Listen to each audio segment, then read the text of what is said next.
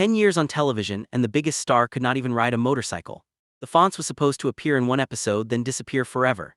Instead, he took over the entire show. But Henry Winkler was terrified every time he sat on that bike. One son vanished from the family and nobody ever mentioned him again. Another quit at the peak of fame and spent decades regretting it. The show that celebrated the 1950s created the phrase that means desperation. Jump the Shark was born when Fonzie literally jumped over a shark. The network tried canceling it 3 times. Each time it came back stronger, and the leather jacket now sits in the Smithsonian next to actual historical artifacts. For a decade, Happy Days sold America a fake version of the past. These are 20 facts that prove nothing was happy behind the scenes. Before we dive into video, please subscribe to our channel. Fact 1. The Fonz was supposed to disappear after one episode. Arthur Fonzarelli was created as a one-time character. The Fonz was supposed to appear in a single episode as a minor tough guy. Henry Winkler filmed his scenes expecting never to return, but something unexpected happened during the taping. The studio audience went crazy when the Fonz appeared. They screamed and applauded. Producers immediately knew they had something special. Winkler was brought back for more episodes. By season 2, the Fonz was appearing in every episode.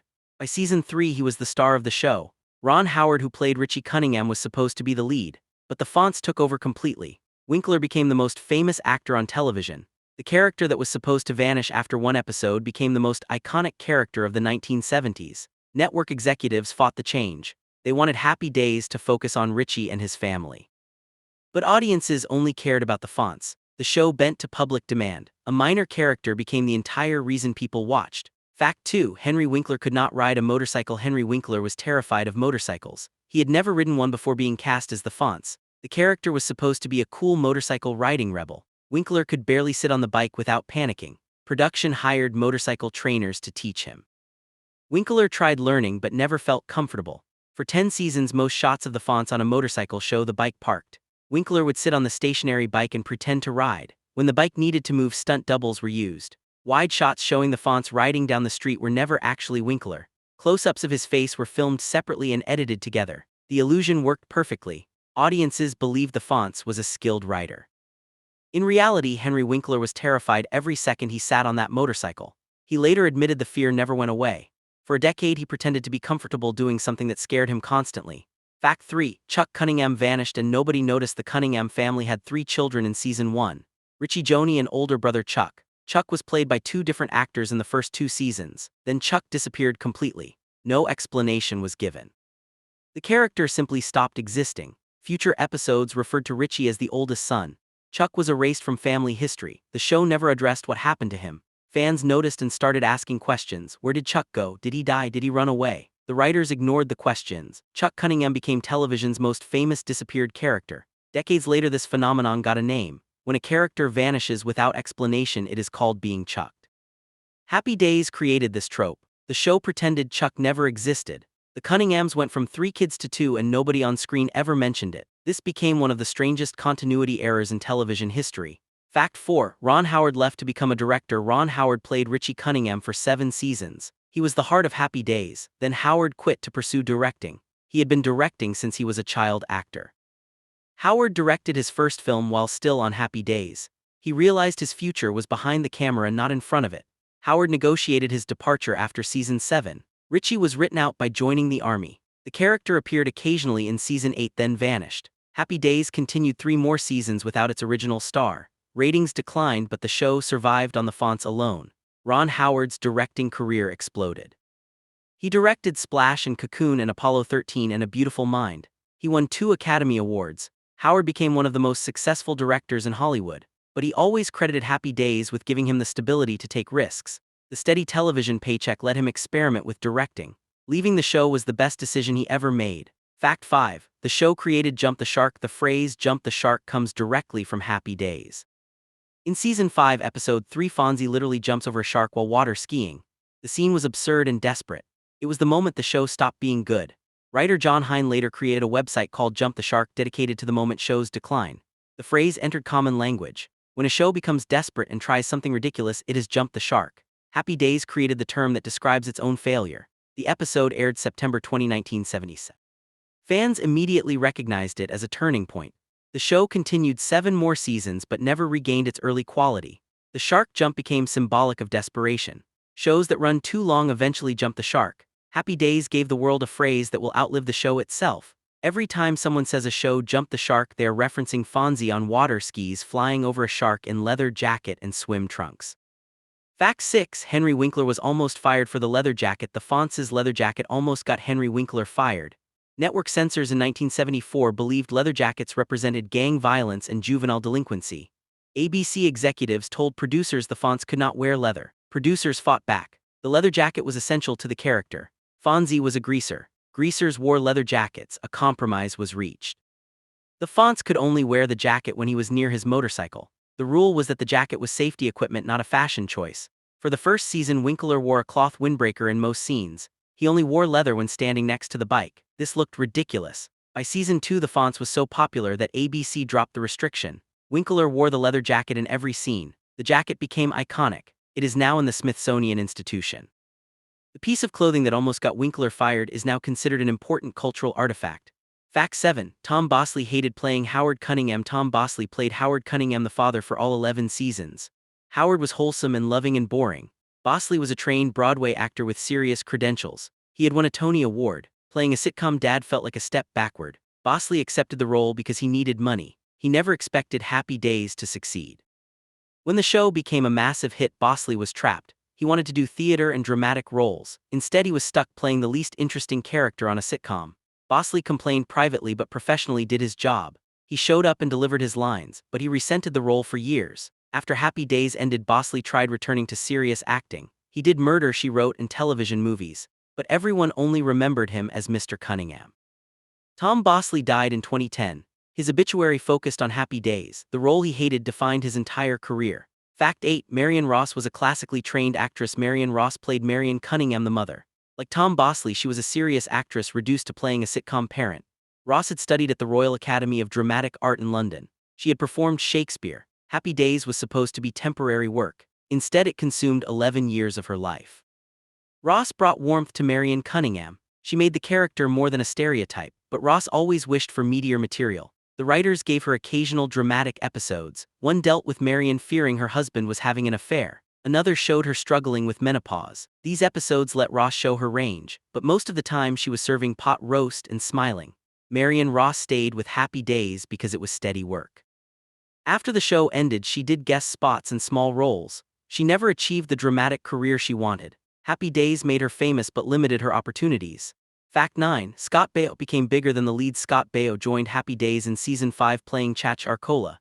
Chach was Fonzie's cousin and a minor character, but Baio was young and handsome and charismatic. Teenage girls went crazy for him. Within months, Chach became a major character. Baio received more fan mail than anyone except Henry Winkler. The show expanded his role constantly. Chach started dating Joni Cunningham. Their relationship became a central storyline. ABC created a spin-off called Joni Loves Chach in 1982. The show lasted 2 seasons. When it was canceled, Baio and Erin Moran returned to Happy Days. Scott Baio parlayed his fame into other roles. He starred in Charles in Charge, which ran 5 seasons. Baio became a teen idol bigger than the original Happy Days cast. A supporting character became more famous than the people who were supposed to be stars. Fact 10. Anson Williams never escaped Potsie. Anson Williams played Potsie Weber for all 11 seasons. Potsie was Richie's best friend and comic relief. Williams was a talented singer and the show featured his singing often, but Potsie was a loser and a buffoon. The character had no dignity. Williams played him faithfully but knew he was being typecast. After Happy Days ended, Williams tried transitioning to directing. He directed episodes of numerous television shows. He became a successful television director, but he could never escape Potsie. Casting directors only saw him as the goofy sidekick. Williams eventually embraced Potsie and attended fan conventions, but he always wished he had played a character with more respect. Anson Williams had a successful career after Happy Days, but Potsie defined him anyway. Fact 11. The show was almost canceled 3 times. Happy Days almost got canceled after season 1. Ratings were mediocre. ABC considered pulling the plug, then something saved it. The Fonz became popular and ratings improved. Season 2 was a hit, but by season 9 ratings declined again. ABC considered cancellation. The show was moved to different time slots. Ratings stabilized. Then in season 10, another decline happened. ABC again discussed ending it. Producers convinced the network to give them one more season. Season 11 was announced as the final season from the beginning. Everyone knew it was ending. The show got to finish on its own terms, but it came close to cancellation 3 separate times. Only the Fonz's popularity kept it alive. Fact 12. Erin Moran struggled after the show. Erin Moran played Joni Cunningham from age 13 to 24. She spent her entire adolescence on Happy Days. When the show ended, Moran was typecast as the little sister. She could not find adult roles. Joni Loves Chach failed. Other projects never materialized. Moran struggled financially for decades. She filed for bankruptcy. She lived in a trailer park. Her later years were marked by poverty and health problems. Erin Moran died in 2017 from throat cancer at age 56. Her death was widely covered because of Happy Days. But her life after the show was tragic. Child stardom gave her fame but ruined her future. Moran spent 30 years unable to escape a character she played as a teenager. Fact 13. The 1950s setting was completely fake. Happy Days was set in the 1950s, but the depiction was pure fantasy. The show portrayed the 50s as innocent and wholesome. Everyone was happy and problems were minor. This was completely false. The real 1950s had racism and McCarthyism and the Korean War. Happy Days ignored all of it. The show created a sanitized version of the past that never existed. Creator Gary Marshall admitted this was intentional. He wanted escapism, not reality. Audiences in the 1970s were dealing with Vietnam and Watergate and economic recession. Happy Days offered a fantasy past where everything was simple. The show was nostalgia for a time that never was. This fake history became what people remembered. Generations grew up believing the 1950s were like Happy Days. The show rewrote cultural memory. Fact 14. Henry Winkler was dyslexic. Henry Winkler struggled with undiagnosed dyslexia his entire childhood. He could not read scripts easily. Learning lines was torture. Winkler developed coping mechanisms. He would memorize scripts by having someone read them aloud repeatedly. He improvised when he forgot lines. The Fonz's catchphrase "ie" was partially improvisation because Winkler forgot his actual dialogue. Producers thought it was brilliant and kept it. Winkler was not diagnosed with dyslexia until he was 31 years old. The diagnosis explained his lifelong struggles. After Happy Days, Winkler became an advocate for children with learning disabilities. He wrote a series of children's books about a dyslexic kid. Winkler used his fame to help others facing what he faced. The Fonz was cool, but Henry Winkler's real-life advocacy was cooler. Fact 15. The show launched multiple spin-offs. Happy Days created a television universe. Laverne and Shirley spun off in 1976 and ran 8 seasons. Mork and Mindy spun off in 1978 and ran 4 seasons. Joni Loves Chach spun off in 1982 and ran 2 seasons. All 3 shows were successful. Laverne and Shirley became even more popular than Happy Days for a time. Mork and Mindy launched Robin Williams to stardom. The spin-offs created an entire network of connected shows. Characters crossed over constantly. Fonzie would appear on Laverne and Shirley. Mork visited Happy Days. Gary Marshall controlled all of it. He created a comedy empire based on one show about the fake 1950s. Fact 16. Al's Diner was the real star. Arnold's Drive-In was where the characters hung out. Al Del Vecchio, played by Al Molinaro, ran the diner. The set became iconic. The jukebox and Booth's encounter were as famous as the actors. Fans wanted to visit Arnold's in real life. Several replica diners were built around the country. The Arnold set was carefully designed to evoke 1950s nostalgia. Every detail was researched. The jukebox played actual songs from the era. The menu featured period-appropriate food. The set became a character itself. Some episodes barely featured the Cunningham house. Everything happened at Arnold's. The diner represented community and friendship. It was the heart of Happy Days. Fact 17. The theme song changed multiple times. Happy Days had 3 different theme songs across 11 seasons. Seasons 1 and 2 used Rock Around the Clock by Bill Haley and his Comets. Seasons 3 through 10 used an original song called Happy Days written specifically for the show. Season 11 switched to a different arrangement. Each version reflected the show's evolution. Rock Around the Clock was authentic 1950s music. The custom Happy Days theme was more upbeat and sitcom-friendly. The changes confused fans. Some preferred the original, others liked the custom theme. The theme song became as iconic as the show. People still sing Happy Days or Here Again decades later. Fact 18. Pat Morita was almost cast as Arnold. Pat Morita played Arnold, the original diner owner, in early seasons. Morita was a talented comedian who brought charm to the role. But he left the show to pursue other opportunities. Morita later starred in The Karate Kid and became a major star. Al Molinaro replaced him as Al Del Vecchio. Molinaro stayed with Happy Days until the end. Pat Morita's decision to leave Happy Days worked out perfectly. He became more famous than anyone from the show except Henry Winkler. The Karate Kid made Morita an icon. Leaving Happy Days was the right choice. Fact 19. The cast remained close for decades. Unlike many sitcom casts, the Happy Days actors stayed friends after the show ended. They attended each other's weddings and funerals. They supported each other through hard times. Ron Howard hired former castmates for his films. Henry Winkler and Ron Howard remained particularly close. When Erin Moran struggled financially, her former castmates tried to help. The bond formed during 11 years together never broke. Happy Days reunions were genuine celebrations, not awkward obligations.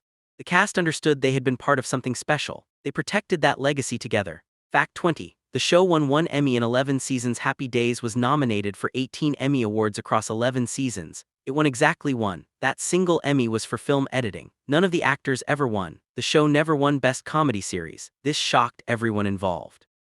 Happy Days was the #1 show in America for multiple years. It was a cultural phenomenon, but the Emmys ignored it. Critics dismissed Happy Days as lowbrow entertainment. The Academy preferred more sophisticated comedies. The snub became famous. Happy Days proved that popularity and critical respect are different things. The show that dominated ratings was rejected by the industry establishment.